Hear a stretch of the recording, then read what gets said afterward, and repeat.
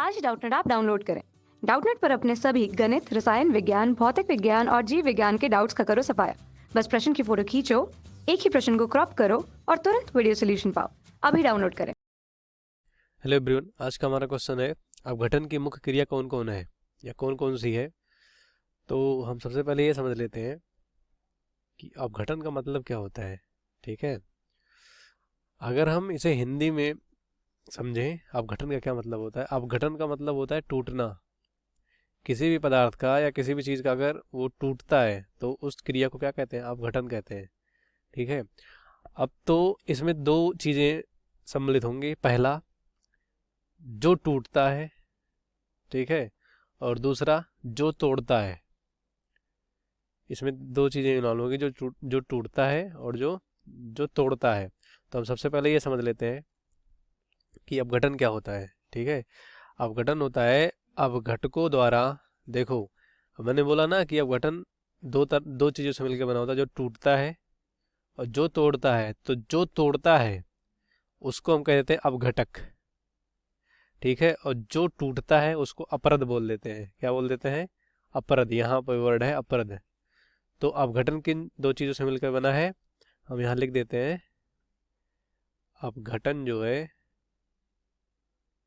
अपघटन जो होता है वो दो चीज़ों से मिलकर बना होता है। अपघटन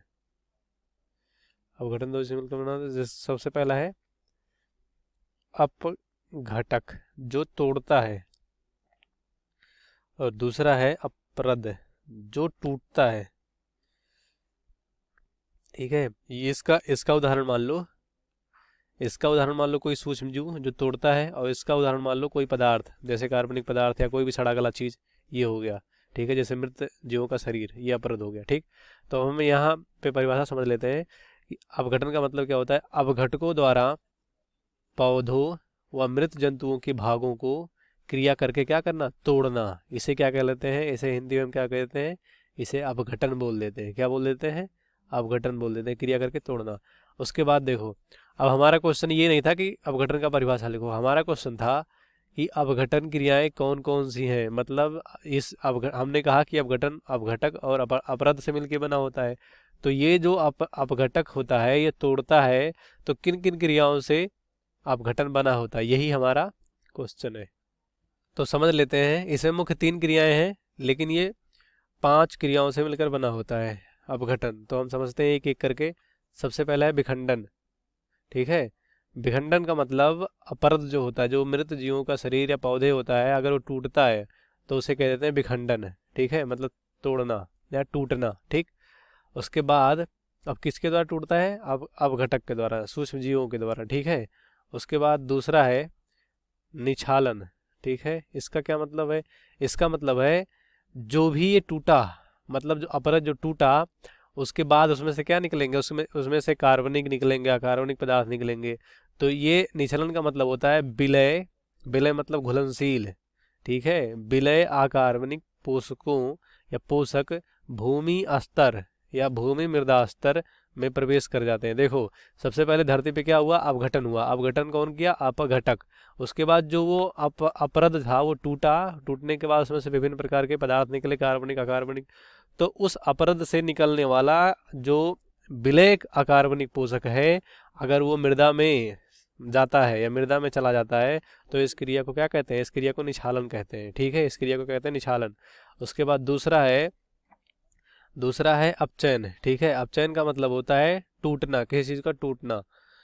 यहाँ भी टूटना है। अब ये क्या था, विखंडन था कि अपरद का टूटना, लेकिन यहाँ अपचयन का मतलब होता है अपरद से जो कार्बनिक पदार्थ या अकार्बनिक पदार्थ निकले उनका टूटना।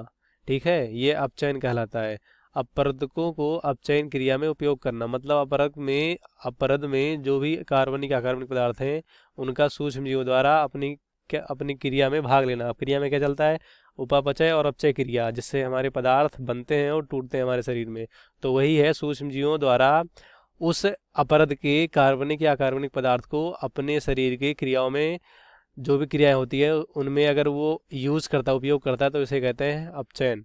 उसके बाद तीसरा है, इसके बाद देखो क्या होता है। इसके बाद चौथा जो क्रिया है, यह है ह्यूमिफिकेशन। इसका मतलब क्या होता है? इसका मतलब जब सूक्ष्म जीव सूक्ष्म जीव में क्या चलता है, बहुत सी क्रियाएं चलती हैं। तो उसमें क्या होता है, सूक्ष्म जीव हमारे मतलब उसमें मिट्टी में एक गहरे रंग का पदार्थ बनाता है, ठीक है, या उससे सूक्ष्म जीव से बनता है, ठीक है, गहरे रंग का पदार्थ बनता है, जिसमें क्या होता है, इसमें पोषक जो होते हैं, पोषक पदार्थ जो भी कार्बनिक अकार्बनिक है, वो उसमें क्या हो जाता है, जमा हो जाता है। गहरे रंग के पदार्थ में पोषक पदार्थों का जमा होना ही क्या कहलाता है, ह्यूमिफिकेशन। एक गहरे रंग का पदार्थ बढ़ता है, उसमें पोषक पदार्थ जमा हो जाते हैं, उसे कहते हैं ह्यूमिफिकेशन, ठीक है। धरती में, हमारी मिट्टी में क्या होता है, ह्यूमिफिकेशन होता है, उसी में जो पोषक पदार्थ हैं वो जमा हो जाते हैं, इस क्रिया को ह्यूमिफिकेशन कहते हैं। उसके बाद जो पांचवा है, लास्ट है, वो है खनिजीकरण। इसका क्या मतलब है, इसका मतलब है कि जो भी ह्यूमस में कार्बनिक या अकार्बनिक पदार्थ जमा थे या अकार्बनिक पदार्थ जमा था, वो क्या करता है, वो फिर से क्या हो जाता है, अकार्बनिक पदार्थ हमारे वातावरण में या कह सकते हो धरती में मुक्त अवस्था में पाया जाता है या निकल जाता है, ठीक है।